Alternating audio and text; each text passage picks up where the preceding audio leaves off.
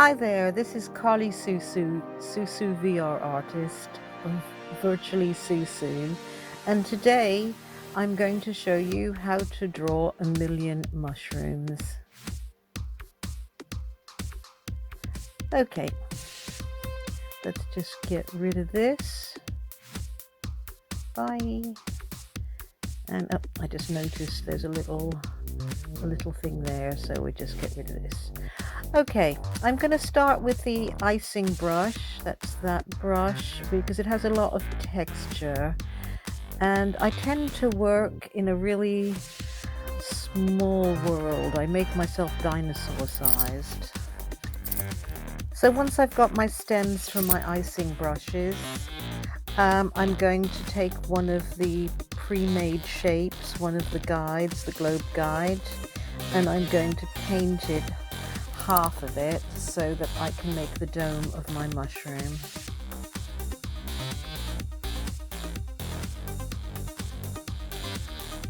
You can have a couple of goes at that until it's perfect. Get rid of the dome, rather the globe. Stick my stems in. Okay, let's stick that to one side. And let's try another one. I've changed the shade of red slightly. It'll come up brighter, but at the moment it looks quite dull because of the lighting, but it's actually kind of pillar box red. I'm going to go back to the icing brush because of to make the dots.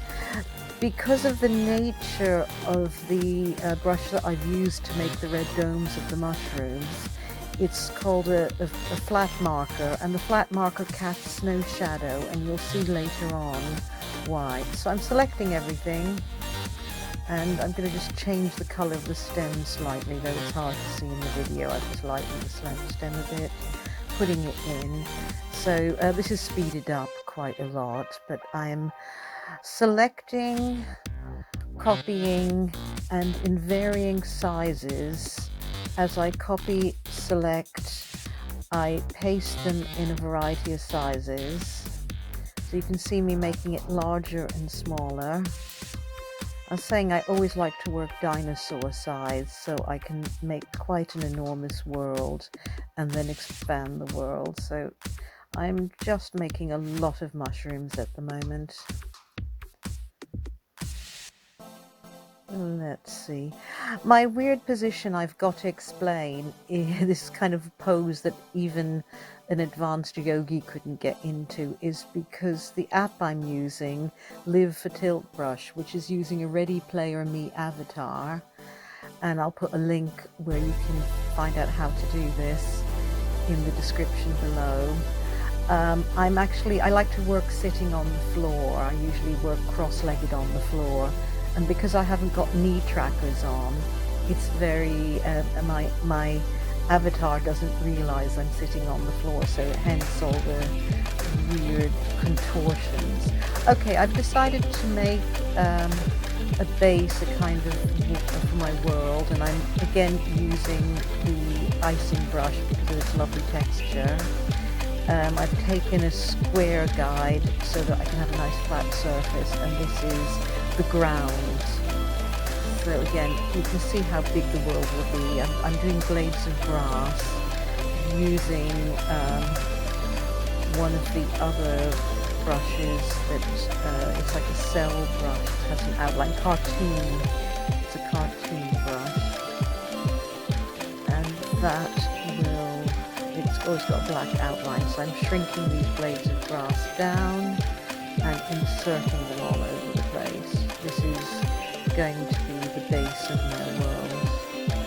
So I'm selecting, grouping these, and then pasting them all over the place. Now I never know what I'm going to make when I start one of these pieces, so I started with one mushroom, just fill in that little gap there. I started with one mushroom, and I've ended up with rather a lot of mushrooms. And then now you can see why I've used the flat marker brush. Can you see the shadows of the spots are cast on the ground? but the shadow of the actual main body of the mushroom isn't. So it gives this lovely mottled effect. If you look closely when I place the mushrooms, you can see spots on the ground, which are the shadows of the mushroom spots, but no shadows from the mushrooms themselves. And I really like this effect. So now I'm taking all the mushrooms I've made and I'm inserting them into the world. There's a lot of mushroom inserting. Gosh, I wish I could get into that position in yoga. That's pretty, you need to be pretty much a contortionist, but my avatar can do it. So lots of mushrooms going in.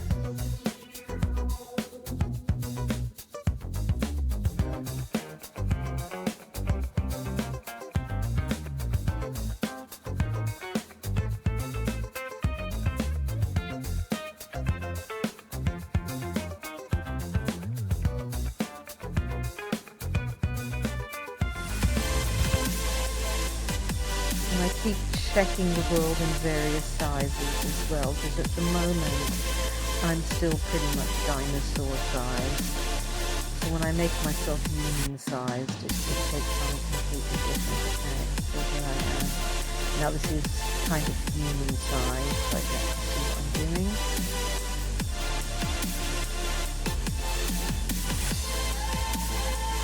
More and more mushrooms. I'm just copy pasting them. Randomly placing them in this hopefully aesthetic and pleasing way to make this mushroom island, mushroom world that I'm doing. Toadstool, I suppose, is more correct. They're fly agaric mushrooms, if you want to be precise.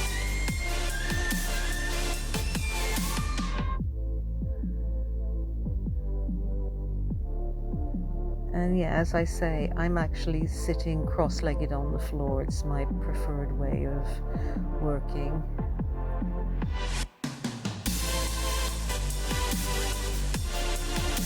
My avatar's taken on this weird kind of frog-like impossible position with the legs. You could get over that by putting knee trackers on, and then I could probably make my avatar get into yoga positions. Let's have a look how that's coming on.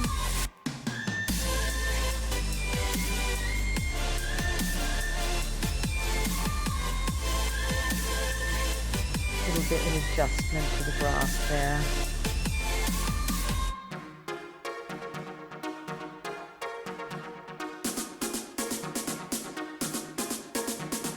If you look between my hands, you can see the size that I am.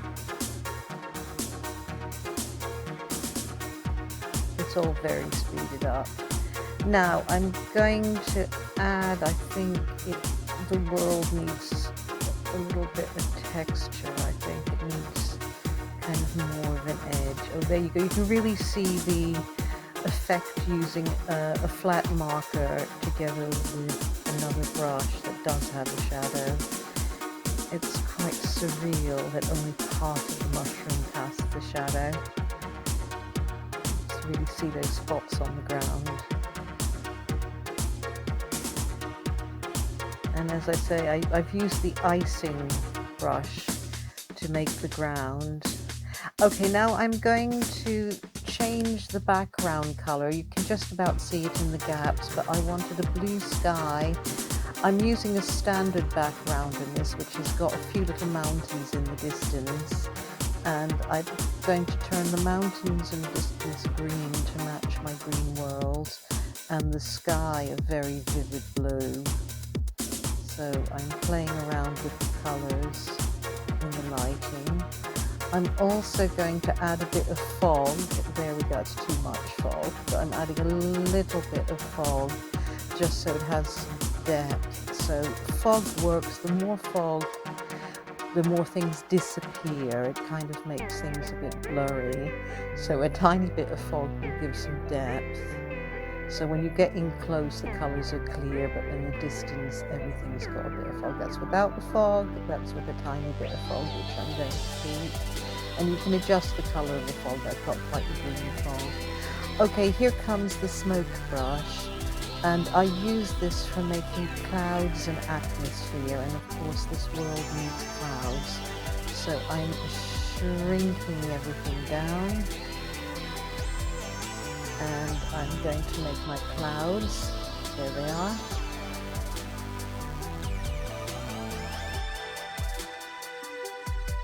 And what I tend to do is I copy them, and then I expand them massive and put them up into the sky. So I really like the effect of doing it this way. So I'm expanding my clouds pretty big.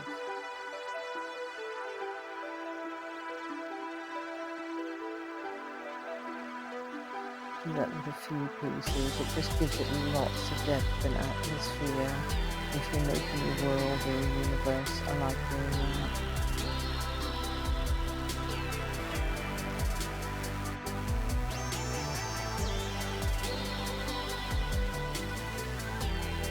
I'm just looking at it at equal size. Can you see a little person in the middle? Oh, that's shrinking it back down like an elephant size there.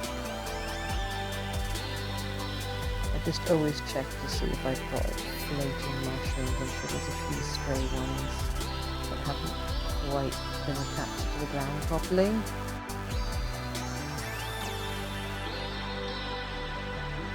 And I've decided that this world that I've made needs a kind of road leading into it. It's a kind of island of mushrooms in space. So I'm using that exact same green brush. I've selected the brush, same brush again, the same green icing brush. You can see the texture on it there very nicely. And I've just made a long road that leads to this island in space. More mushrooms. Now I'm going to decorate the road with mushrooms. Toadstools, mushrooms, and lots of them.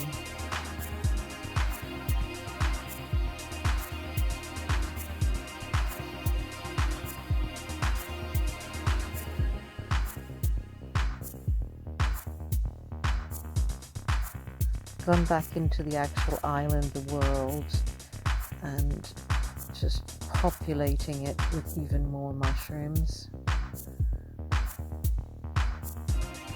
One day when I'm really bored, I'm going to count them all, but I think I literally did about 1,000 mushrooms on this. I don't really count, but there is a lot. My legs are looking slightly more natural because I'm now sitting down. I'm sitting on the edge of my bed while I'm making this. I've gotten off the floor, so I haven't got that weird crab-like appearance. So I'm populating my long road with mushrooms of various sizes. It's all the same one mushroom, but I'm putting them in at different angles, different ways, different sizes. Sometimes I copy and paste a whole cluster of them, but I find it's easier with these to make sure they hit the ground properly, that they're actually embedded in the ground properly. There's a whole cluster of them.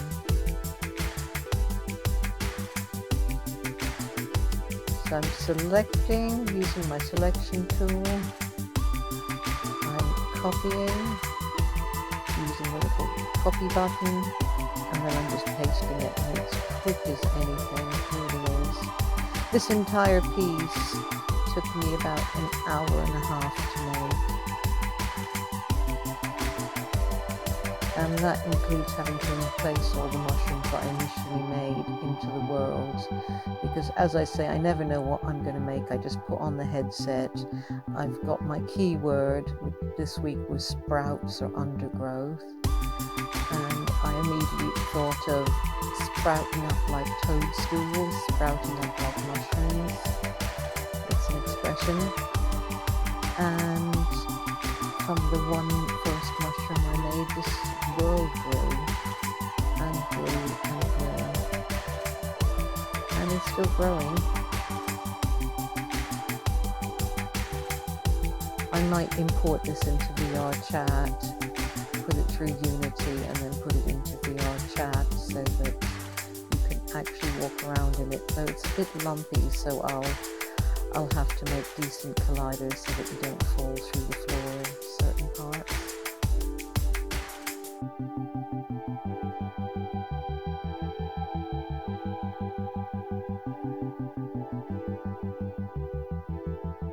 there's even more mushrooms. I must admit, I've got quite a powerful gaming PC, but towards the end of this piece it was starting to stutter a little bit, just from the sheer amount of brush strokes in this.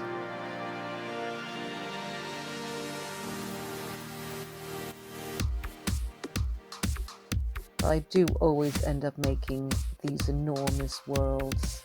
I absolutely love making very large worlds that you can just lie back in and chill out and just relax. And I really felt like Alice in Wonderland. Here's my finished world. I do feel like Alice in Wonderland. One hill makes you larger, one hill makes you small. Bye bye, folks. Hope you enjoyed seeing the process of making this piece. And please don't forget to subscribe. Really appreciate supporters, subscriptions. I absolutely love doing this. I speak to absolutely anybody who wants to communicate or ask me anything. Please hit that subscribe button at the end. And thanks so much for watching. Thank you for watching. Really enjoyed making this. Bye.